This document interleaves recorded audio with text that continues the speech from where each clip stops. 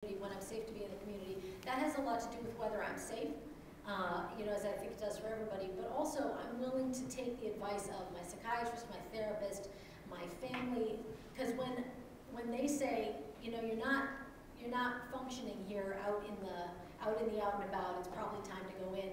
I'm willing to take, there were so many times when I just said, no, I'm fine, you're wrong, and I got hurt those times. Yeah, well, that happened to me last year. Right.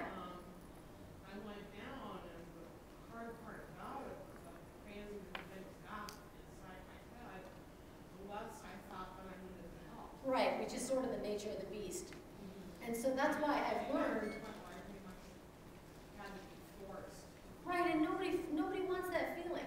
I like feeling that I am in charge of my own mental health care. Well, right, it's like, for me, the sicker I get, the sicker everybody else is. Right. I'm not crazy. No, I completely know where you're coming from. And so over time, one thing I do when I go to see my psychiatrist when I'm having a difficult time, I'll typically take someone with me because by and large, I'm not reporting accurately.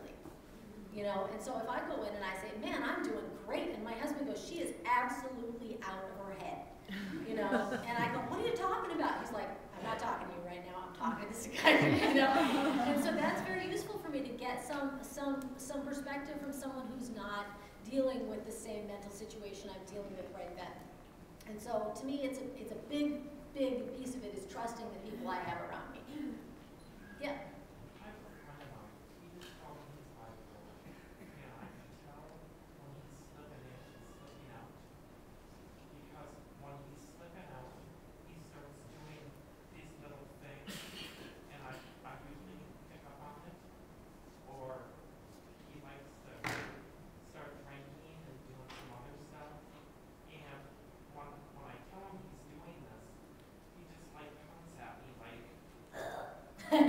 Just like that. So, I knew there was something wrong. Now, he was taking lithium and like 25 other pills. They pulled him off the lithium, and he's doing way better. Medications are such a grab bag. It's so difficult. Every brain is different. Every brain is in flux.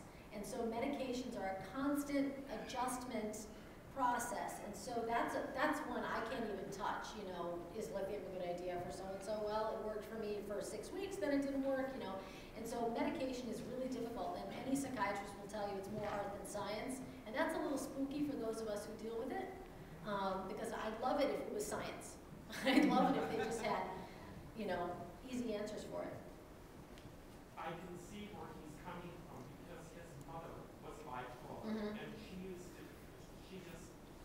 beat on him, and he showed me like scars.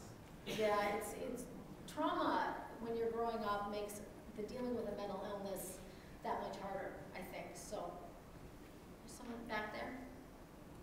Thank you for the words.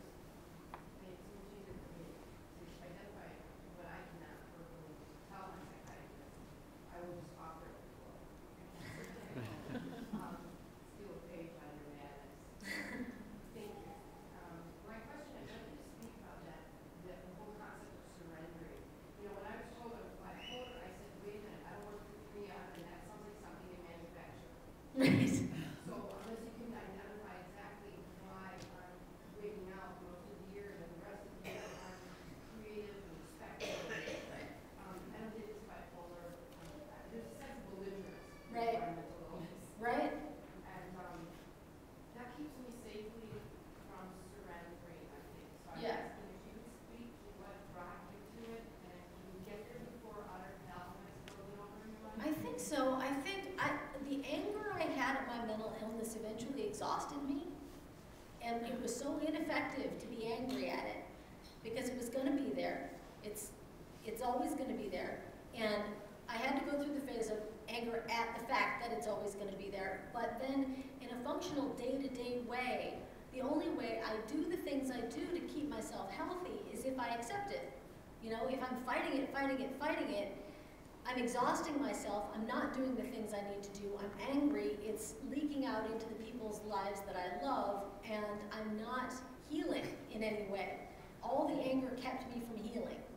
and it kept me from recovering. And the surrender was when the surrender to the idea of, okay, I have this, I don't necessarily like it, but I accept it, and I'm going to move through it, that was so much more a peaceful place to be than the belligerence. And I wasn't used to it. I was used to being belligerent. And so it took a while to get the hang of just accepting. But I think what I'm saying is I found the anger inefficient.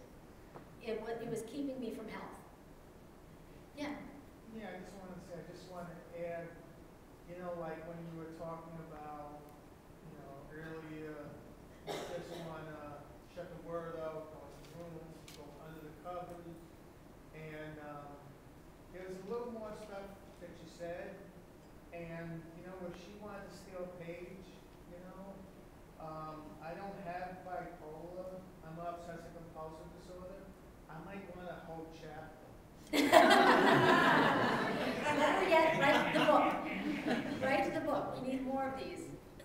Yeah.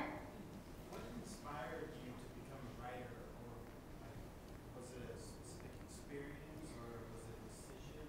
You know, it's the funniest thing. I was 4. My parents I've never not been a writer. It's the only job I've ever had, which is good because it's the only thing I know how to do. Truly. When I was 4, my parents gave me a blank book, a journal. And it made me really anxious. I was a really anxious little kid. It made me really anxious that there weren't any words in it. So I filled it and decided that I'd written a novel. I announced that I had written a novel and deposited it in my parents' feet, and they're like, well, okay. It's not quite exactly a novel, but it's a good start. And from there on out, it never occurred to me to do anything other than be a writer. And so that's very lucky. I think it's very lucky to know what you want to do, because that has been a life raft for me in some very difficult times, knowing that I needed to get better so I could get back to the writing.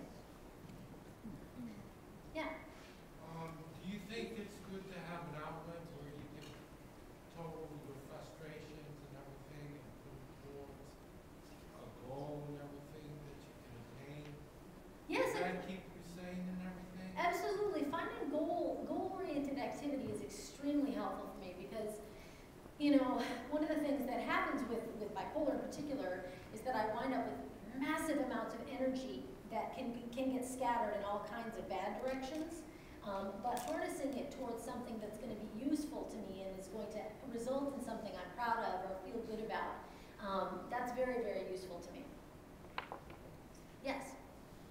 Would you say you're more hyper than depressed, or more depressed than hyper? I am proportionally, out of the course of the year, more hyper. And there are a few months during the year where I'm very, very depressed. But on the whole, I tend to be, I have